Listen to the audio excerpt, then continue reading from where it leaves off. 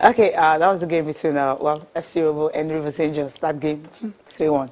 Wonderful. Ben, good to have you. Good morning. Is it morning? Ben Alayoke, editor-in-chief, Sports Day newspaper. Okay. Good morning. Good morning. Like I said earlier, I like it down. Okay, thank you, Ben. Straight to business. Sport development. I mean, at this one seminar, you were there. I mean, you listened to Undukai Rabo, when he had to, talk about the fact that we really need to do more. In the sense that you can have a community, have different sports centers, then don't wait for government to actually maintain it. I mean, you can source out of private sector. And the fact that countries like China are leaving us behind, and we were just where we are. I mean, countries are developing, talk about the fact that sprint, China, I mean, getting the final of the World Championship. Where's Nigeria? The issue too, again, like he also identified, like Ndukaraba also said, is not, government cannot totally divest from sports. They have to provide the enabling environment, the facilities, the structures must be in place before people can now say, okay, I have a good stadium here, now I want to bring my team, I will sponsor them. Like the women's league that is ongoing, only 2 clubs are sponsored by individuals. The other clubs are owned by government. So government cannot, because the wherewithal in Nigeria is not the wherewithal in China or in other countries. People don't have that much money to put into sports. So we must be conscious of that. However, there are some people that we also believe who have the wherewithal, who are not directing it to sports. And the Global World Economic Index says that the biggest area where you can actually make money from, especially by the youths, is music and sports. Okay. So if we abandon sports, then we are also abandoning big money. We should stop looking at sports as just a recreation. As a recreation. Or for people who are jobless. Who are jobless, or for people who are jobless, or people who are useless. It is a business. Okay. You can actually imagine how much Mayweather and McGregor will be making. It's humongous. It's unbelievable. And so it can happen in Nigeria if we put our mind to it. The right structures. Okay. Yeah, we saw pictures of a Kano. We talk about Governor Kano totally, leave sport, but Kano State is actually, taking that step forward right now. They've been able to distribute about over 1,000 football clubs are in the state, distributing jersey, boots, and all kinds of cash assistance, sports facilities. Most of the clubs. We must also commend Kano State. They are the only one that I know that have a sports club. It's not just, when you say pillars, it's not just football. It's not just football. You have basketball, and it's a good attitude. You see, when they had Raka Rovers way back, it was also set up by Alhaji Ibrahim Galadima. Now it transformed to Kano Pillars. And Ibrahim Galadima was still there. He's still the chairman of the Sports Commission today. He's been the NFA chairman at the point.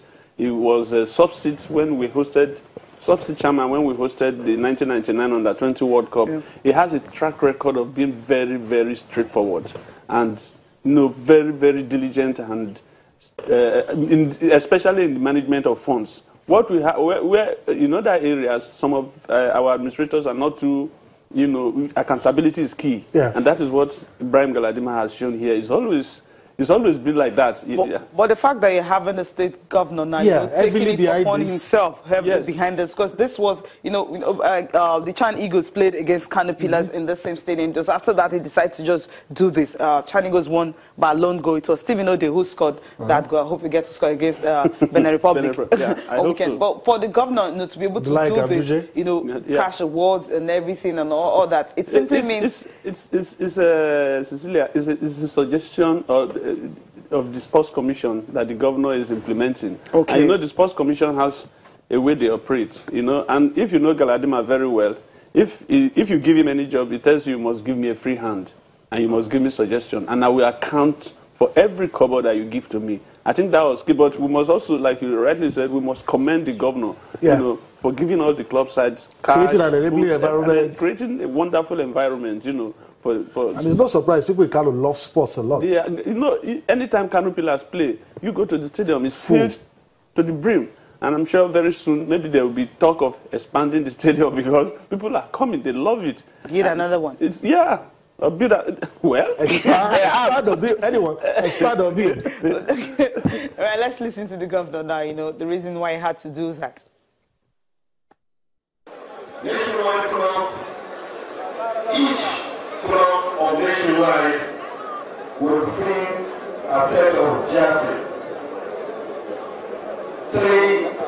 match balls and 50,000 naira cash.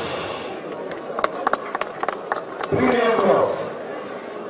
Each premier club here will receive one set of jersey, 3 match balls, and 30,000 naira cash.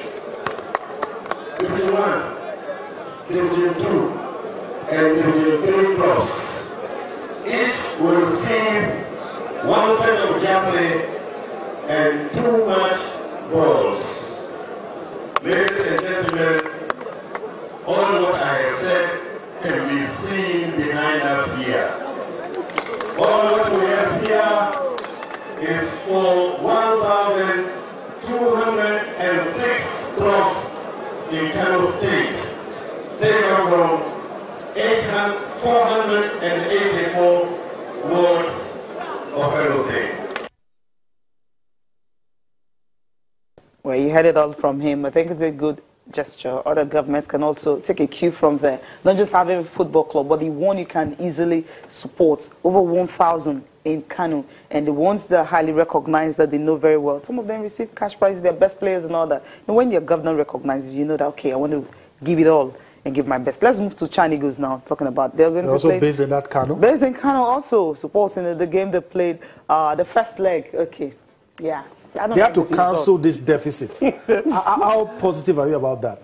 I'm very positive that it's cancelable, so to speak, you know, because I think by going by preparations and, you know, reports that we are getting, the team seems to be psychologically, physically, and mentally ready, okay, you know, to play.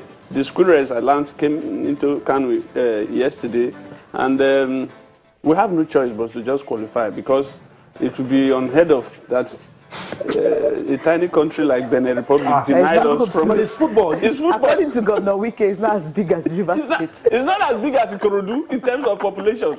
So, not to talk of Lagos. So, we must just put in all our, and then it will also showcase our league. It was the last game we played. Yesterday. The last friendly we played. Yes.